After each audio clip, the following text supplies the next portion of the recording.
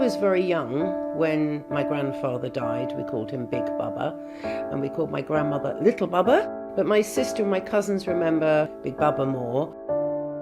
What Little Bubba never knew was that Ernst Lederer, while everyone thought he was in the Home Guard guarding the Heath, was in fact conscripted to go by MI9 to go to Trent Park and be a secret listener.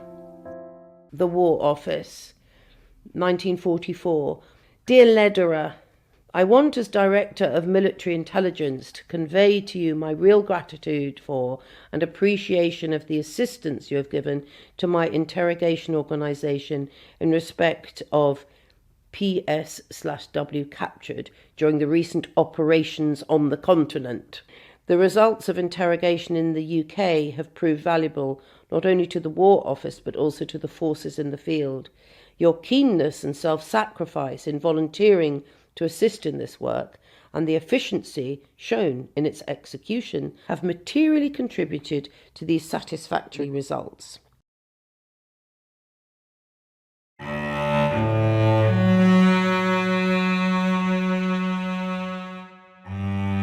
My father was Fritz Lustig. He was born in Berlin in 1919. He got out in the spring of 1939, so only a matter of months before the outbreak of the Second World War. He came to the UK and started as a builder's apprentice. He actually quite liked it. In 1940, when the Nazis had overrun France and were massing on the northern French coast, Winston Churchill became obsessed with the possibility that they were going to try to invade the UK and that there would be some kind of fifth column of Nazi sympathisers already here who would help the Germans occupy Britain. He gave an order that all Germans and Austrians in the UK should be rounded up and interned. My father was caught up in that. So in July of 1940, he was arrested and shipped off to the Isle of Man, together with many thousands of others. He was extremely angry about that, because he regarded himself, of course, as an enemy of the Nazis. My father spent 3 years in the Pioneer Corps, playing his cello, getting more and more frustrated, watching anxiously the progress of the war, obviously.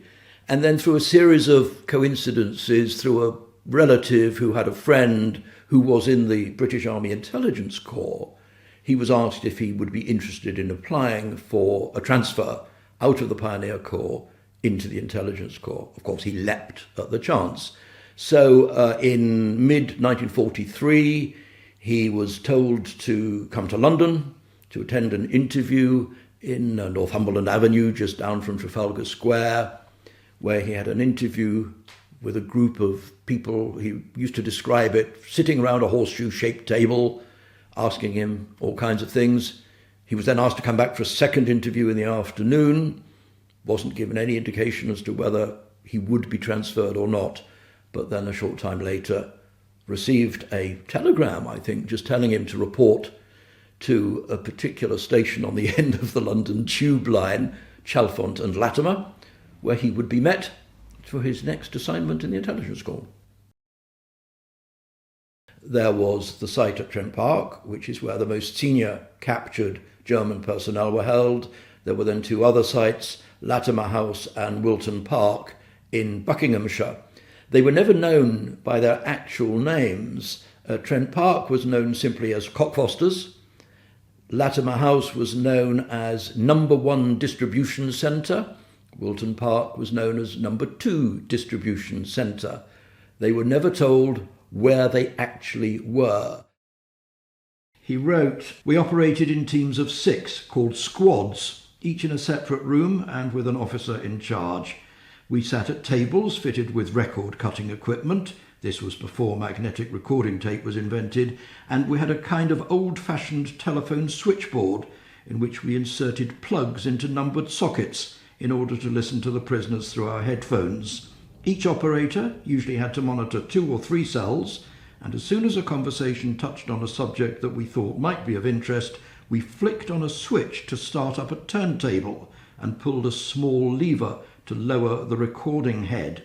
We also had to keep a log, noting what the prisoners were doing or talking about, and at what times and about what subjects we had recorded their conversations.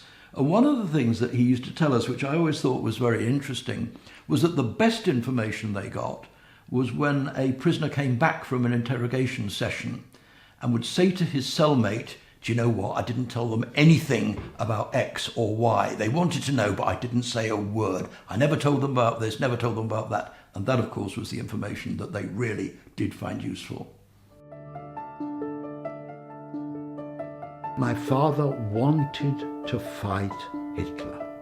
He describes his life at Senny Bridge, where he has to sweep out the officers' mess and wash up the dishes and fill lorries with sacks of coal, also feed the pigs.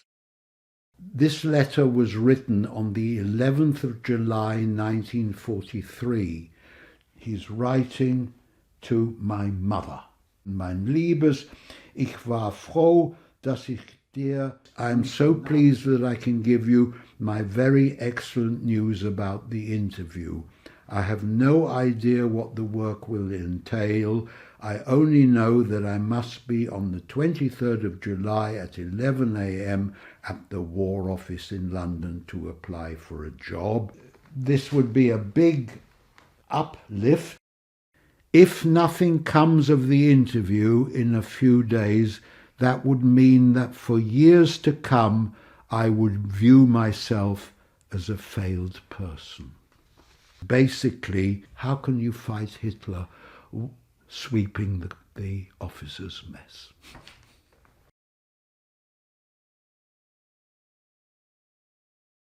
My father wrote to the organisers of the 1992 invitation of the Jews of Aachen to their hometown.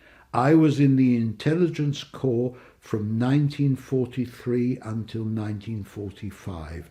I was in a section which concerned itself with German prisoners of war. Whilst dealing with this, I found about the atrocities on the Eastern Front long before the general public. As examples, a Wehrmacht soldier who witnessed a mass murder of Jewish men, women and children, and an officer in the Luftwaffe who told of flying over a concentration camp.